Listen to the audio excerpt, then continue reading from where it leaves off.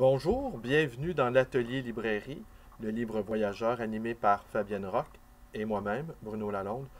Aujourd'hui, je vous parle d'un film, Hochelaga, Terre des âmes, de François Girard, film que nous avons vu, Fabienne et moi, il y a quelques semaines, et je ne cesse de penser à ce film-là. Et plus j'y pense, et plus mon inconfort, voire même ma détestation de ce film augmente. Et c'est un film qu'on ne peut pas traiter simplement à la légère comme un bon divertissement. Hein. La fameuse distinction entre une vue et un film. Une vue, on va au cinéma pour passer un moment, pour se détendre, Ce film-là se présente également comme un bon moment, mais en même temps, il est tellement truffé idéologiquement qu'on ne peut pas le traiter innocemment. Nous sommes obligés d'y réfléchir. Et nous sommes d'autant plus obligés d'y réfléchir que, je présume bien, que le cinéaste a mis des années à peaufiner son scénario. Scénario, somme toute, assez mince, mais il a voulu y greffer des éléments, donc, je vous disais, idéologiques. Je ne suis pas historien. Ce sera à d'autres de déceler, de relever les contresens historiques ou les approximations ou les erreurs, voire les erreurs même. Mais je ne l'ai pas vu, moi en tant qu'historien, je ne suis pas un historien, je ne suis pas un historien de formation. Je l'ai reçu comme un spectateur, je l'ai reçu comme une éponge, mais il est tellement gorgé d'a priori idéologique. Alors l'éponge que je suis a fini par soudre de partout mes réflexions. Alors on commence on va faire un résumé de l'histoire. Et je vais m'arrêter à 3 ou 4 aspects qui m'ont particulièrement déplu. L'histoire, elle est toute simple.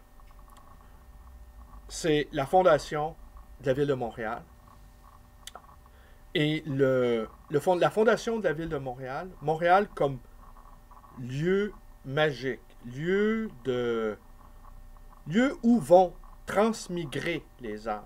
De là le titre. Parce que ce à quoi on assiste, ça commence aux alentours de 1300 jusqu'à nos jours. Alors, c'est 7 siècles de migration des âmes. De là le titre, Terre des âmes. Alors, ce sont des âmes qui migrent, hein, de la métempsychose, qui vont de l'une à l'autre, qui vont d'une incarnation à une autre.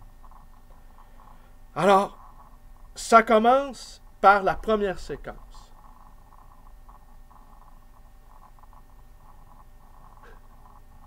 La première séquence qui donne le ton et qui est curieusement, beaucoup de gens m'ont dit « Ah, c'est bien ce film-là, on voit des Amérindiens. » Ah, c'est bien, on voit des Amérindiens. Ceux qui ont mon âge ont vu un paquet de films de John Wayne. On en voit des Amérindiens. Par contre, dans les films de Sergio Leone, on n'en voit pas beaucoup d'Amérindiens. Mais on n'en voit pas beaucoup d'Indiens. On a grandi, les films de western, on en a vu plus que soi. Donc, quand on est rendu qu'on s'extasie de voir un film parce qu'on voit tout à coup des Amérindiens, j'avoue que... Et je vais vous montrer en quoi ce film-là est déjà, dès le départ, un film, je ne sais pas si Girard est conscient, mais presque raciste, dès le départ. Alors, la première séquence, c'est une rivière où on y découvre des Iroquois qui ont été victimes d'une guerre interamérindienne. On est en 1300. Le colon blanc n'y est pour rien, fort heureusement, dans ce massacre-là. Et ils se sont entretués, se sont étriés. Alors, il y a des corps jonchés dans la rivière. Et le chaman, au-dessus des dépouilles, leur offre des prières pour les accompagner dans le voyage, dans la transmigration. Alors, il les accompagne, mais il y a un survivant. Alors, c'est là que ça commence à être intéressant. Il y a un survivant, il y a un miraculé, et il fait de ce miraculé-là un nouveau Christ. Le miraculé devient, et ça c'est le fil rouge qu'on va suivre tout le long du film, il devient le porteur de la rédemption. Il devient celui qui a été Il le rebaptise d'ailleurs. Hein? Il est agonisant, mais on sait qu'il va survivre. Et d'ailleurs, il va trouver le moyen de se reproduire, se reproduire, se reproduire pendant plusieurs générations, qu'on va, avec la conclusion qu'on connaît. Et donc, ce miraculé-là, le chaman lui donne un nouveau nom. Donc, c'est à partir de lui qu'au fond, par ce survivant miraculé de ce massacre, que débute l'histoire de Montréal. Selon Girard, là, hein, ça commence comme ça. Et ce miraculé-là, eh bien, à partir de lui, au fond, ce qu'on croit comprendre, il devient le messager de la paix. Et le message de la paix que lui reçoit du chaman, il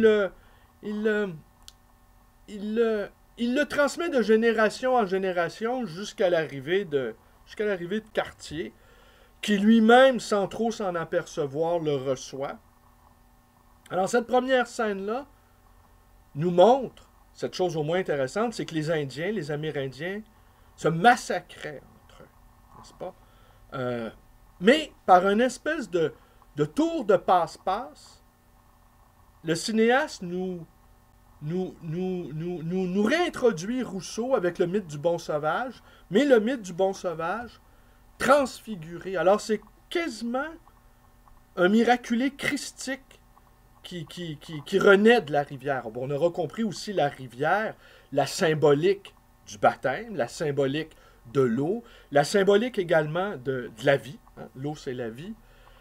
Et ce miraculé-là, qui a été baptisé dans la rivière sanglante, eh bien, devient le fil conducteur de tout ce film, à mon sens, d'autant plus absurde que les images sont magnifiques. Les images de Montréal avant l'arrivée des colons français, c'est magnifique. Le Montréal qu'a filmé, qu'a fantasmé Girard, est un Montréal magnifique. Au fond, ça aurait pu être un film magnifique s'il avait été absolument dégagé de toute considération idéologique. Alors, la deuxième scène, et là, tout à coup, ça se passe à Montréal. Ça se passe dans le stade, dans le vestiaire du stade Percival Molson, à flanc de montagne, hein, là où a eu le fameux massacre, là, le fameux massacre baptismal. Et là, on retrouve une équipe de football, les Redman. Notez bien ici l'ironie, on pourrait dire, oui, Redman peau rouge, mais aussi Redman habit rouge, comme nous les appelions, c'est-à-dire les Anglais. Alors, il y a un joueur québécois, Leblanc, qui porte le numéro 9. Si on n'avait pas compris que ce Leblanc-là est une sorte, avec son numéro emblématique 9 de Maurice Richard, eh bien, ce Leblanc-là, il est dans le vestiaire, ils sont à la veille, sont à quelques minutes d'affronter une équipe Bishop, je pense que c'est l'université Bishop dans les cantons de l'Est. Alors, on pourrait dire une guerre inter-anglophone. Et le coach, qui est peut-être d'origine italienne ou d'origine portugaise, enfin, qui parle un français cassé, comme on dit, casse son français, il engueule Leblanc. Et il lâche un retentissant tabarnak pour bien nous montrer son intégration à la culture québécoise. Parce que le Leblanc ne cesse pas de recevoir un message sur son portable. C'est sa femme qui, musulmane, ça, parce qu'il fallait bien mettre aussi, pour montrer, en tout cas, il y a tellement de choses dans ce film-là, je ne saurais même pas, il faudrait le déconstruire, là. Il faudrait lui faire subir un traitement à la Derrida. Il faudrait le déconstruire séquence par séquence. Parce que tout c'est tellement truffé. Alors, ouais, la femme musulmane, il fallait quand même le faire. Hein? Il fallait quand même la ramener, celle-là. Il fallait quand même, c'est un bel exploit en plein milieu de ce fatras-là idéologique. Et là, Leblanc, qui ne connaît pas un très bon match, et tout à coup s'empare du ballon, et c'est là que, en fait, il y a un affaissement de terrain, le nom scientifique du trou là, qui s'est formé sur le terrain de football m'échappe, mais notre Leblanc, il tombe dans le trou.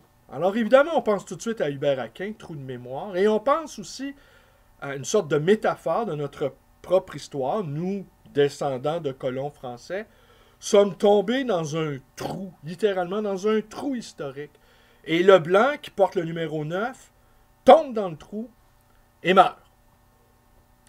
Et c'est là que intervient, ici je ne suis pas sûr de ce que j'avance, mais c'est ce que j'ai cru comprendre, il faudrait vérifier, c'est ici qu'intervient un jeune archéologue, qui s'appelle, si ma mémoire est bonne, Baptiste, corrigez-moi là encore, allô la métaphore religieuse, ou Baptiste, ouais, je pense qu'il s'appelle Baptiste, il faudrait tout vérifier, mais bon, je sais qu'encore là, c'est encore crypté. Alors, il y a un jeune archéologue iroquois qui a étudié à l'Université de Montréal, qui est mandaté pour faire des recherches sur ce trou-là, qui s'avère être finalement le fameux trou dans lequel a coulé la rivière, dans lequel a repris vie le miraculé. Le miraculé iroquois. Alors, le jeune iroquois, lui aussi, tombe dans le trou, si je peux dire, mais tombe dans le trou de manière savante. Avec, ils ont une permission, comme si la saison de football venait de prendre fin, ils ont une permission de procéder à des fouilles archéologiques.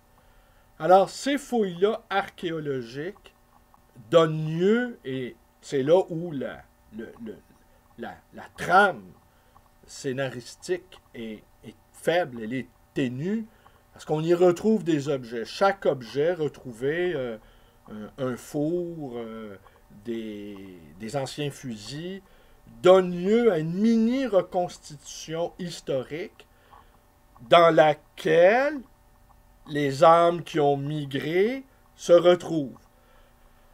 Oh. Et enfin, ce film-là est tellement absurde parce que mais les métaphores, elles sont là. Leblanc qui trompe dans le trou historique.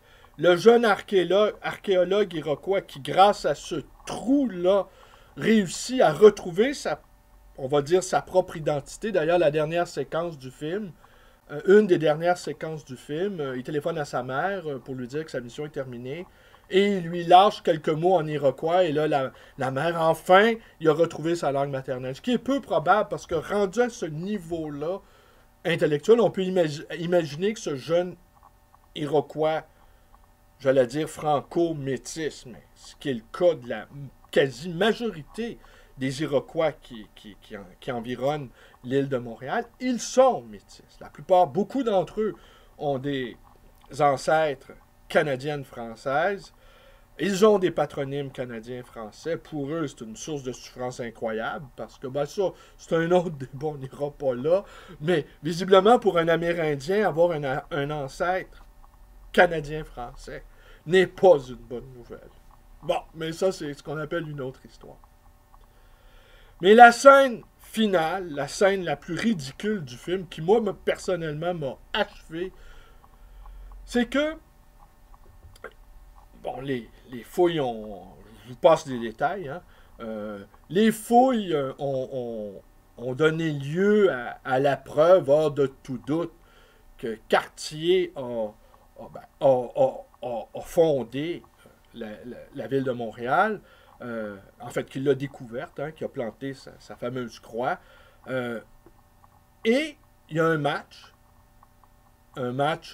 toujours par les Redman.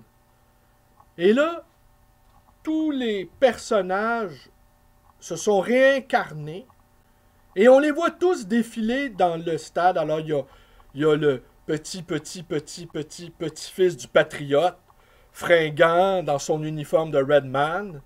Le petit-fils de l'esclave noir dont la maîtresse et dont la la propriétaire, oserais-je dire, dont le mari a été un patriote anglais, parce qu'évidemment, les patriotes, il y avait des Canadiens français, il y avait des Canadiens anglais, et tous luttaient contre le colonialisme de Londres. Hein? Et tous voulaient créer on va dire, une entité canadienne, hein, propre, contrairement aux loyalistes. Bon. Et là, on voit donc, et tous sont dans leur uniforme, et au final, on pourrait dire que l'histoire de la conquête des Français en Amérique du Nord ne visait qu'à une seule chose, c'est qu'on finisse tous dans l'uniforme des Redmen. Là, je dois avouer que cette dernière séquence-là m'a littéralement achevé. Plus d'une fois, j'ai eu envie, on ne dérange pas les gens dans un cinéma, mais j'ai eu envie de lâcher le célèbre Rolling Stone. Quand le show est plate, on hurle Rolling Stone. Failli rire, rarement j'ai autant détesté un film que celui-là. Et je savais que j'aimerais pas ça en partant. Vous allez me dire, j'avais des préjugés. Préjugés, ça veut dire pas nécessairement négatif, pas nécessairement positif. Hein? C'est des préjugements. Alors j'avais, oui, effectivement, des préjugés. Mais je pensais jamais que c'était aussi pire que ça. Alors, bon, voilà, la critique a été sans doute pas aussi dévastatrice que celle que je viens de faire. Mais je peux comprendre aussi qu'on n'accorde pas tant d'importance à un film comme celui-là. Mais en réalité, je crois qu'au contraire, on doit y accorder la plus grande attention. Comme c'est un film totalement construit sur le plan idéologique, qui devrait être déconstruit, plan par plan, séquence par séquence. Alors, je laisserai à d'autres le soin de le faire. Je vous ai dit ici le mécontentement grandissant qui est le mien, hein, à la suite de ce visionnement.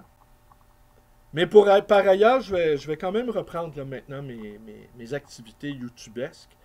Ça fait 5 semaines consécutives que je travaille sans relâche dans ce nouvel emplacement-là, qui est l'atelier librairie sur la rue Bélanger. Alors, je travaille sans arrêt et je dois vous confier ici que ça marche plutôt bien. Le quartier nous accueille à bras ouverts. Nous adorons ce quartier, un vieux quartier canadien-français. Non pas en voie de gentrification, contrairement à ce que beaucoup de gens pensent. C'est un vieux quartier canadien-français bourgeois. Alors oui, il y a une vieille bourgeoisie canadienne-française qui vit ici. On peut la juger, on peut la blâmer, on peut en dire ce qu'on veut. Mais ce n'est pas un quartier en voie de gentrification. La rue Bélanger, c'est une rue frontalière entre 2 arrondissements. Ça, je vous expliquerai ça, et même en 2 circonscriptions. L'autre bord de la rue, c'est Gouin, le comté de Gabriel Nadeau-Dubois. Et ici, de notre côté, Sillery, c'est la circonscription de Viau, détenue par François Hurtel, le très diaphane François Hurtel. Alors, je vous remercie d'être avec moi. Portez-vous bien. Sans doute, j'en ai oublié dans cette description.